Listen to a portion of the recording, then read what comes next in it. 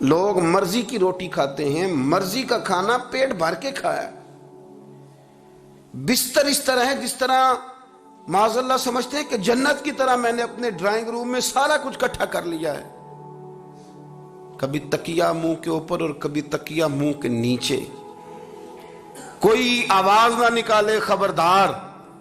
لیکن سنگیو یاد رکھنا، نیند روٹی سے، سکون سے، بیڈ سے نہیں آتی، نیند تو اس کے فضل سے آتی، وہ نہیں آ رہی، کیا کریں، روتے ہیں، سسکتے۔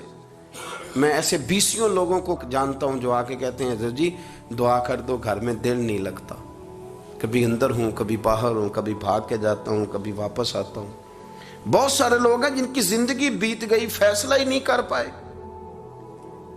رستے پہ نہیں چل سکے، ادھر جانا تھا کہ ادھر جانا تھا، رب رب کر دے بڈھڑے ہو گئے، ملا پنڈت سارے، رب دا کھوج کھرا نہ لبھا، سجدے کر کر ہارے۔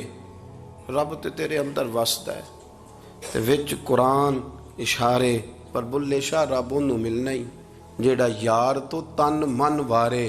جناب آسیہ فرعون کی بیوی تھی، لیکن سمجھ گئی تھی کہ حق کیا ہے اور باطل کیا ہے۔ فرعون نے کہا تیری بادشاہ جائے گی، تو ملکہ ہے، فرمایا جانے دے۔ کہ موسیٰ کا کلمہ نہ پڑھ، مار پڑے گی، فرمایا پڑھنے دے۔ وہ جو 20 کنیزیں پہلے پیار کرتی تھی انہوں نے پھر بالوں سے پکڑ کے کھینچا، پھر فرعون نے ان کے ماں باپ کے سامنے ان کو مارا، ایڑیوں سے مارا، ٹھڈے کہتے ہیں ہم پنجابی میں، مارا پیٹا۔ جس محل میں لوگ ابرو کے اشارے پہ بھاگتے تھے اس محل میں ہاتھ باندھے گئے۔ پھر فرعون نے ان کے وجود پر تلوار کے کٹ لگا کے اس میں مرچیں بھریں۔ آدھی رات تھی، سردی میں لیٹی ہوئی تھیں اور تکلیف تھی، بندھی ہوئی تھی۔ حضرت موسیٰ گزرے تو کہنے لگے آسیہ کس حال میں ہے؟ پوچھنے آیا ہوں۔ کہ موسیٰ میری چھوڑیے، بتا رب راضی ہے کہ ناراض ہے؟ وہ میرا مالک میرے بارے میں کیا فرماتا ہے؟ اس کا اس وقت میں نے حق پہچان کے پھر میں نے نہیں دیکھا دنیا کیا کہتی ہے۔ او میرے بھائی اگر تو حق پہ ہے تو زلیخا الزام لگائے تو سارا مصر کہے کہ یوسف معاذ اللہ غلط کر گئے، اگر تو حق پہ ہے سارا مصر کہے۔ تو حضرت یوسف فرمایا کرتے تھے مجھے پریشانی کوئی نہیں، اس لیے کہ میرا ضمیر تو مطمئن ہے نا۔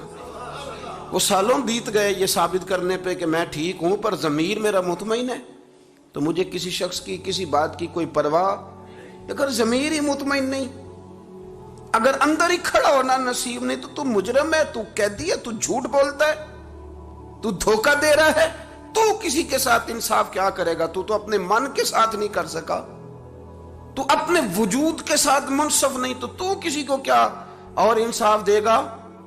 سارے یزیدی 22,000 کا لشکر سامنے کھڑا ہے، جگر گوش ہے رسول، نور دیدہ بطول حضرت سیدنا امام حسین رضی اللہ تعالیٰ عنہ گھوڑے پہ چڑھ کے کہتے ہیں اور بتاؤ پوری دنیا میں کوئی کسی نبی کا نواسا اس وقت ہے؟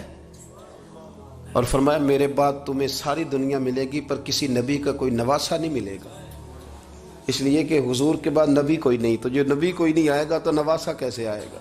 اور میں تنہا ہوں، 22,000 کا لشکر۔ عمر بن سعد نہیں پہچان سکا حق کو، خالد بن یزید نہیں پہچان سکا، عبید اللہ ابن زیاد نہیں پہچان سکا، یزید نہیں پہچان سکا، لیکن ایک شخص تھا جس نے سب سے پہلے امام حسین کو کربلا میں روکا، تو اس کا نام تھا حور بن یزید۔ حور بن یزید، اس نے جب آخری تقریر سنی نا امام حسین کی، تو عمر بن سعد سے جا کے کہنے لگا حسین کو واقعی شہید کرنا ہے، واقعی شہید کرنا ہے حسین کو، پکا پروگرام ہے؟ تو عمر بن سعد کہنے لگا حکم یہی ہے۔ تو کہنے لگا تم نے تو کہا تھا بس روکنا ہے، تھوڑی دیر پانی بند کرنا ہے اور تھوڑی دیر کے بعد بتائیں گے کہ اب آگے کیا کرنا ہے، تو شہید کرو گے؟ ہم نے کہا ہاں فیصلہ یہی ہے۔ حور بن یزید کہتا ہے میں ایک ایک کے پاس گیا اور میں نے کہا تمہیں پتہ ہے وہ جگر گوشہ رسول ہے، اور تمہارے ضمیر کدھر گئے تمہیں سمجھ نہیں آ رہی؟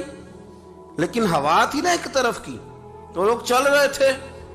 تو کہتے جب میں مایوس ہو گیا تو میں نے ایڑی لگائی گھوڑے کو اور میں نے کہا کہ تم سارے یزید کی مانو، عبید اللہ ابن زیاد کی مانو، تو میں تو اپنے ضمیر کی مانوں گا۔ میرا ضمیر آوازیں دے رہا ہے، میں کیسے تمہارے بیچ کھڑا رہوں؟ کہ تینڑی لگائی تو امام حسین کے پاس، حضور میں آ گیا ہوں۔ تو آپ نے فرمایا اور اس وقت تو میرے ساتھ کوئی بھی نہیں، تو یہاں تو آیا ہے، تو یہ تو مار کھانی پڑے گی، 22,000 کا مقابلہ 70، تو بات سمجھ رہا ہے؟ تو حر بن یزید رو پڑے، کہنے لگے حضور ضمیر کا قیدی ہو کے مرنے سے بہتر ہے میں حسین کا غلام ہو کے مر جاؤں۔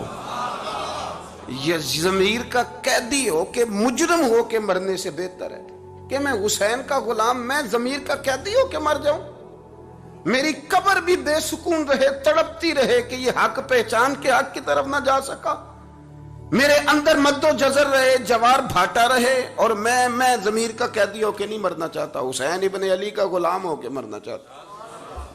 نہ زیاد کا وہ ستم رہا، نہ یزید کی وہ جفا رہی، جو رہا تو نام حسین کا، جو رہا تو نام حسین کا، جسے زندہ رکھتی ہے کربلا۔ کہاں ہے ابن زیاد کی قبر؟ کہاں ہے ابن سعد کی قبر؟ کہاں ہے یزید کی قبر؟ امام حسین کے مزار پر انوار کے ساتھ کربلا میں حر بن یزید کا بھی مزار بنا ہوا ہے۔ یہاں لوگ لعنتیں برساتے ہیں اور حر بن یزید کے پاس جا کے لوگ سلامیاں دیتے ہیں۔ ان ساروں پر جو دنیا کے ضمیر کے قیدی بن کے آئے ان پر لعنتیں ہیں آج تک، اور وہاں دعائیں ہیں۔ اگر تو ضمیر کا قیدی، ہمیں پتہ ہے، اور یار ہم جانتے ہیں حق کیا ہے اور جھوٹ کیا ہے، ہمیں پتہ ہے سچ کیا ہے اور غلط کیا ہے، ہم جانتے ہیں۔ ہمیں اس کے لیے کوئی فتوے لینے کی ضرورت ہے؟ اس کے لیے کیا کوئی پی ایچ ڈی کرنے کی ضرورت ہے؟ ہمیں پتہ ہے صحیح کون کہہ رہا ہے اور غلط کون کہہ رہا ہے، پر ہم نے تو ادھر چلنا ہے جدھر ہوا چل رہی ہو، جدھر دنیا زیادہ ہو، جہاں رش زیادہ نظر آئے، جہاں بھیڑ چال زیادہ ہو، ہم نے ادھر چلنا ہے۔ سچی کھری دیانت والی ضمیر کی آواز، بل الانسان والا نفس ہی بصیرہ، بھاگر کیوں بھاگتا ہے؟ میرا رب فرماتا ہے تھوڑا اندر جھانک، تھوڑی سی نا نظر دائیں بائیں دیکھنے کی بجائے تھوڑی نیچے کر، برے بندے نو لبن ٹریا تے جاگتے ملیا نہ کوئی، اپنے اندر چاتی پائی تے میں تھوں برا نہ کوئی۔ اندر تو دیکھنا تھوڑا۔ او بھائی اپنے یہ اس سے نکلیں، آپ اس سے نکلیں، یہ چیز آپ کو سکون دے گی، آپ کو خاموشی دے گی۔ آپ یقین کریں آپ کے پاس جتنا ہوگا نا اس پر آپ مطمئن ہو جائیں گے۔ آپ ضمیر کی آواز سنیں، خبردار دائیں بائیں جانے کی کیا ضرورت، ضمیر کی آواز سنیں۔ حضرت جعفر طیار رضی اللہ تعالیٰ عنہ کی قیادت میں نا، حضرت عثمان غنی بھی تھے اس میں، تو جب بڑا ستایا قریش مکہ نے تو نبی پاک علیہ السلام نے کچھ صحابہ سے فرمایا کہ تم حبشہ کی طرف ہجرت کر جاؤ۔ حبشہ کا بادشاہ نجاشی سنا ہے بڑا اصول پسند ہے، تم چلے جاؤ۔ صحابہ چلے گئے، بلکہ حضرت عثمان غنی نے تو جب دوسری دفعہ گئے تو عرض کرنے لگے یا رسول اللہ صلی اللہ علیہ وسلم میں نجاشی کی طرف ہجرت کر رہا ہوں۔ نبی پاک نے فرمایا نہیں بھائی، تم میرے حکم سے ہجرت کر رہے ہو تو تمہاری ہجرت نجاشی کی طرف نہیں، اللہ اور اللہ کے رسول کی طرف ہے، تم دین ایمان بچانے جا رہے ہو۔ یہ قافلہ، نورانی قافلہ حبشہ چلا گیا، قریش مکہ کو سکون نہیں آیا۔ حسد کی آگ بہت بڑی مصیبت ہے، ہمارے اندر سینوں میں جلتی ہے کئی لوگوں کے بارے میں، ہم مانتے نہیں، ورنہ بہت بڑی بیماری ہے حسد، بہت بڑی بیماری۔ حاسد جو